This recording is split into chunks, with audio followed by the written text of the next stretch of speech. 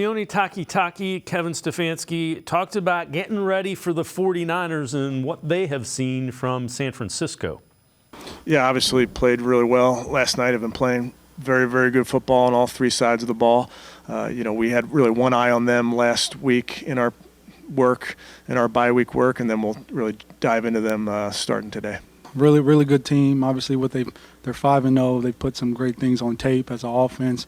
A lot of guys that could do a lot of things, personnel-wise. So, really good, explosive team. I feel like Brock Purdy does a great job with the ball, and they got a great running back, some pass catchers, Kittle, good O-line, and so, it's going to be. I'm excited for the opportunity to go against a great team, and we're excited. And Scott, take a look at this. This is the 49ers offense, and it's just varied. You got so many guys to worry about. Week 1, Brandon Ayuk, 129 yards, 2 touchdowns. Week 2, Christian McCaffrey, 137 yards and a touchdown. Week 3, Deebo Samuel, 129 yards and a touchdown. Week 4, back to McCaffrey, 177 yards. Then Week 5, George Kittle yesterday, 67 yards and 3 touchdowns.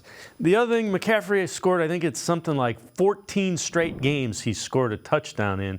He can set an NFL record if he scores a touchdown against the Browns. This defense is going to, if they find a way to keep this offense in line, they're going to start getting some major, major national attention because this offense of San Francisco has been darn near unstoppable. Oh, there's no doubt. And, on that list doesn't include Brock Purdy playing out of his mind.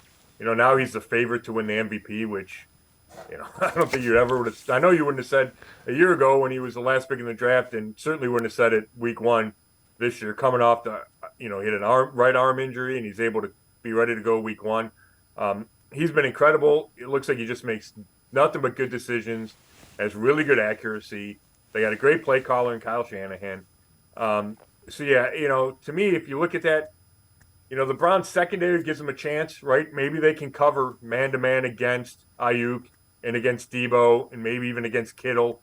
You got to figure out what to do against McCaffrey because I don't know, I don't think you can trust one guy to stop him. So that gets hard. Can you zone up against him or double team him? I don't know. It feels like the best way to handle that offense or try is by just getting a ton of pressure, right? Because nobody likes that. Quarterbacks don't like it. If you don't have time back there, you can't make your reads, you can't make your throws. So I think the Browns defense needs a big game from Myles Garrett and company to try to slow down that 49ers offense. Yeah, and think about this. So they traded a bunch of first-round picks to go up and draft Trey Lance with the 3rd pick overall, and he got beat out by Mr. Irrelevant, Brock Purdy. So they ended up trading him.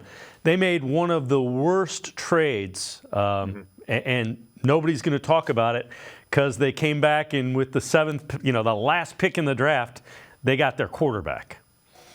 Yeah, it's amazing, right? And most teams, that's the kind of Lance trade is the one that would sink them, right? Could sink them for 5 years or 8 years or however long it's going to be.